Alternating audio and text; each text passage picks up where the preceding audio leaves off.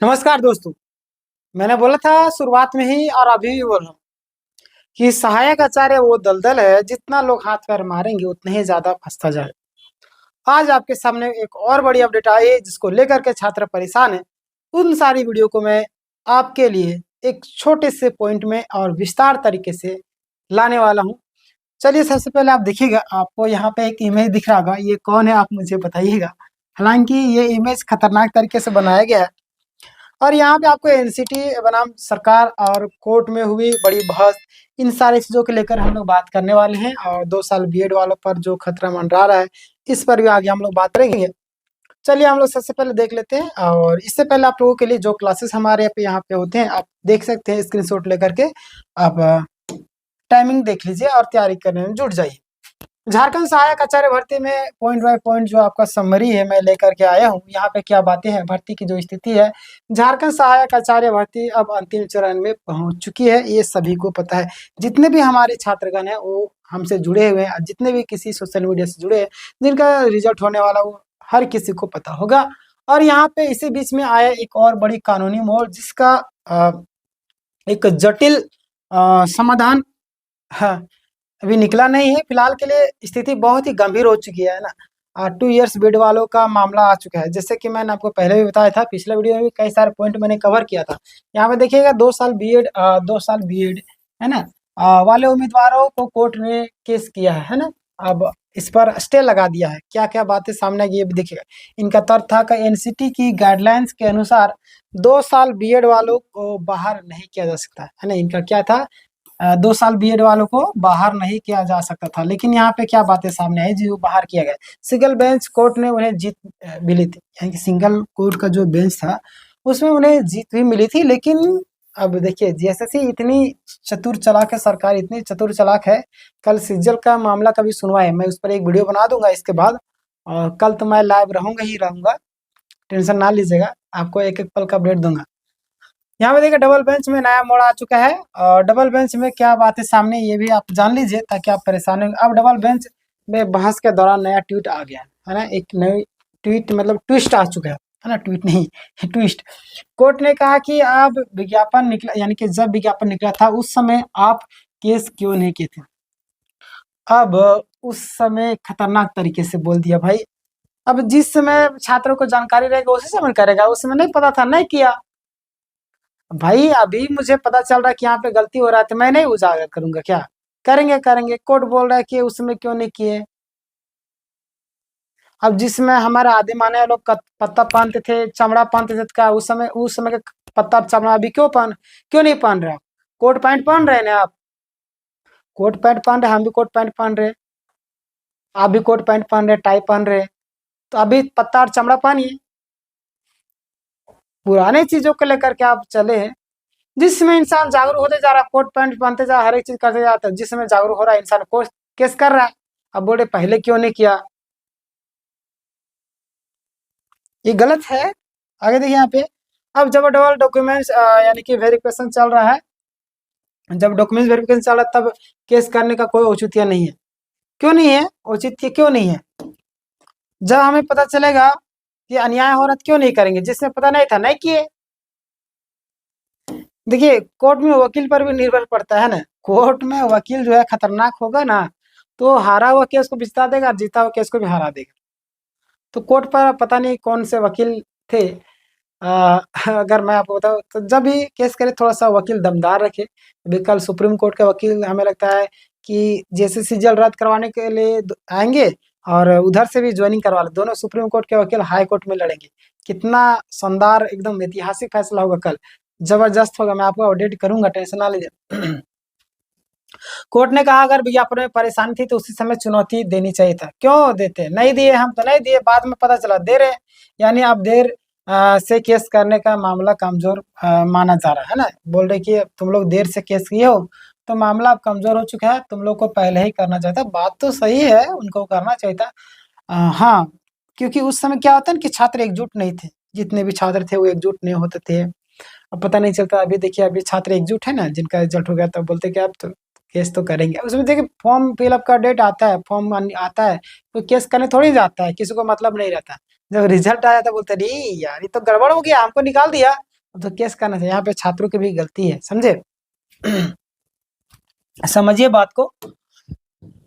छात्र लोग भी यहाँ पे गलती करते हैं, स्वार्थी छात्र भी है यहाँ पे, एक तरीके से मैं बोलूँ तो घबराने की जरूरत नहीं। जितने बीएड वाले छात्र हैं, सुप्रीम कोर्ट की line, rule can not be change during the game, यानी कि जो गेम चल रहा है ना उसके बीच में आप खेल को नहीं बदल सकते, नियम को नहीं बदल सकते। खेल चल रहा है, खेल के बीच में नियम नहीं बदला जाता है, या तो खेल के पहले या तो खेल के बाद में, है ना? जब खेल चल रहा है तो नियम नहीं बदले, जाहिर सी बात है। लेकिन ये भी बात करना सुनना चाहिए कि इस खेल में नियम गलत तरीके से है तो उस खेल को रोक देना चाहिए। बहुत सारे लोग रोक देना चाहिए, मतलब कि उसमें बदलाव तो किया जाना चाहिए ना, नहीं कर रही है।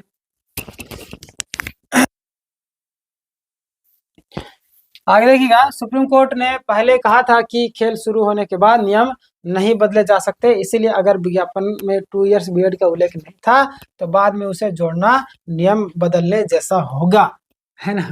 ये खतरनाक। सुप्रीम कोर्ट तो पहले से सीटेट को लेकर के बौखलाई हुई थी और इसी तरीके से जेटेट को भी दहाड़ रही। अब इसमें कई सारे सीटेट वाले छात्र जो लीडर है वो बोल रहे हैं जैसी करनी है वैसी भरनी। अगर खुद तुम दूसरों के घर में जाओगे आग लगाने तो तुम्हारा भी घर चलेगा। तो यहाँ पे उनका कहना है कि जिस समय सीटेट को शामिल किया गया उस समय इनको शामिल किया गया था। हमारे कुछ लीडर हैं, जैसे कि आपको मैं नाम भी बता देता हूँ, एक हैरी नाम है, अच्छे हैं, वो भी काम करते हैं अच्छा। मिथुन जी भी है। तो वो लोग बता रहे थे कि दूसरों के घर में आग लगाने जाओगे तो खुद के घर में आग, जाहिर सी बात, वो उनका कहना भी सही भी था, एक तरीके से गलत भी था, 50-50 ले सकते हैं ना। तो कह रहे थे दूसरों घर में आप जाओगे आग लगाने के लिए, तुम्हारा घर भी आग लगेगा, यानी जैसी करनी वैसी भरी, जैसा कर्म करोगे वैसा फल मिलेगा, यानी कि ये तुम्हारा फल है, हम लोग को तुम निकाले हो तो ये तुम लोग भी निकल रहे हो यहाँ पे, ये कहना था उन लोगों का। हालांकि बहुत सारे लोग इसी क्लिप को आप दे उनको सेंड कर दीजिएगा, मैं मान रहा हूँ, समझ रहा हूँ, कोई दिक्कत नहीं, घबराने की जरूरत नहीं, करना है कर दीजिए। जो मैं सच बोल रहा हूँ सच, उसमें सच के लिए डरना किस बात की, डरने की जरूरत नहीं है ना। जो रियलिटी है, जो जो चीजें है उस चीज को मैं बता रहा हूँ, इसमें सोचने वाली बात क्या है? ये तो हट ही नहीं रहा। हाँ चलिए, हाँ आगे मैं बताऊँ तो, लेकिन सुप्रीम कोर्ट ने कहा कि बाद में आपका एलिजिबल नहीं होगा, जो होना था पहले करना चाहिए था। यही तक 2 साल बीएड वालों पर भी लागू हुआ, है ना? सीटेट वाले मौके जिसे बोले थे ना, मौका दिया गया था शुरू में, हाई कोर्ट में सीटेट वालों को मौका दिया गया ना, बाद में हटा दिया गया, तो वही सारी चीजें यहाँ पे आ रही है। यहाँ पे आप देखिएगा तो बातें सामने आ गई। यहाँ पे क्या बातें सामने आ रही?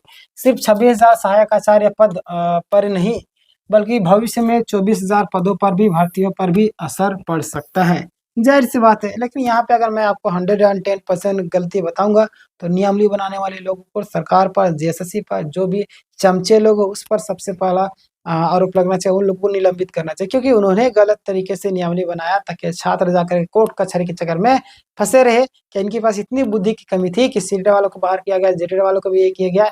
जब सीटेट वालों को बाहर कर तो शुरू में ही कर देते और सारे चीजों को ये कहते, अगर नहीं अगर विज्ञापन लेना चाहते पहले जेटेट का ले लेते।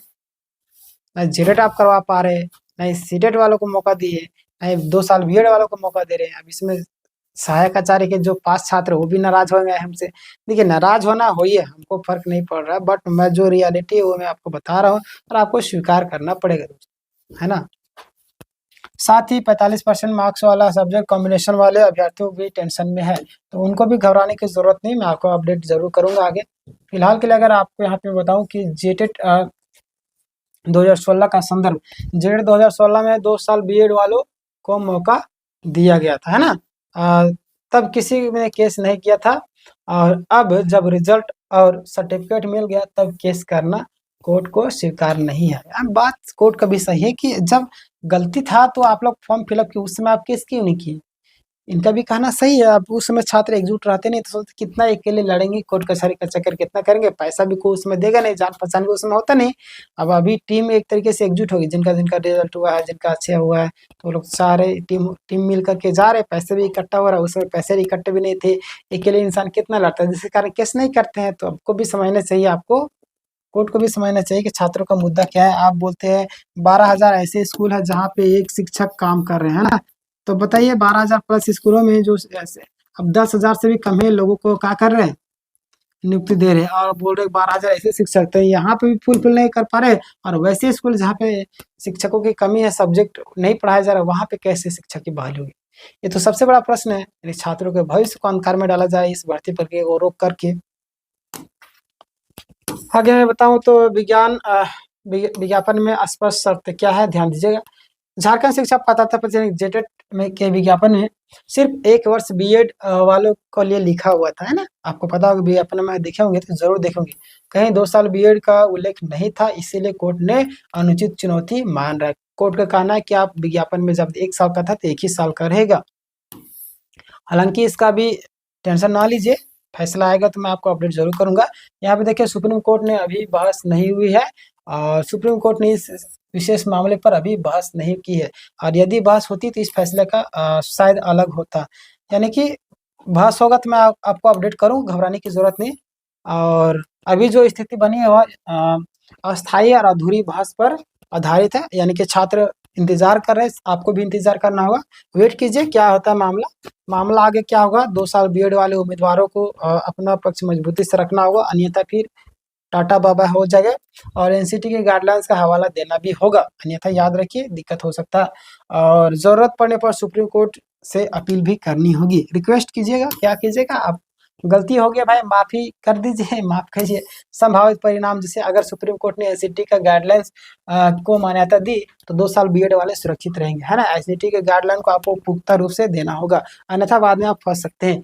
लेकिन अगर कोर्ट ने विरोध में फैसला दिया तो बड़ा झटका लग सकता है, जेडर सर्टिफिकेट तक अमान्य हो सकता है ना, जेडर सर्टिफिकेट ही आपका अमान्य हो सकता है। तो इसमें सोचने वाली बात है, आप लोग इस पर गहन चिंतन कीजिएगा। इस वीडियो को शेयर कीजिए, छात्रों को ग्रुपों में शेयर कीजिए, ताकि छात्र जागरूक हो सके, एकजुट होकर के सारी चीज़ों को बहस करके मामला अपने पक्ष में लाए। देखिए मामला भी नाजुक है, rule can not be change during the game, है ना? तो बीच खेल में बदलाव नहीं करना है, ये सारी चीज़ चल रही। फिलहाल कोर्ट में विज्ञापन की शर्तों को ही सही मान रही, बाकी बात तो छात्रों के इमोशन के साथ कोई अटैच नहीं कोर्ट का। लेकिन एनसीटी गाइडलाइंस और सुप्रीम कोर्ट की भविष्य की सुनवाई से हालात बदल सकते हैं। तो ये है पूरा आज का मामला। कैसा लगा आज का पूरा अपडेट, आप मुझे ज़रूर बताइएगा।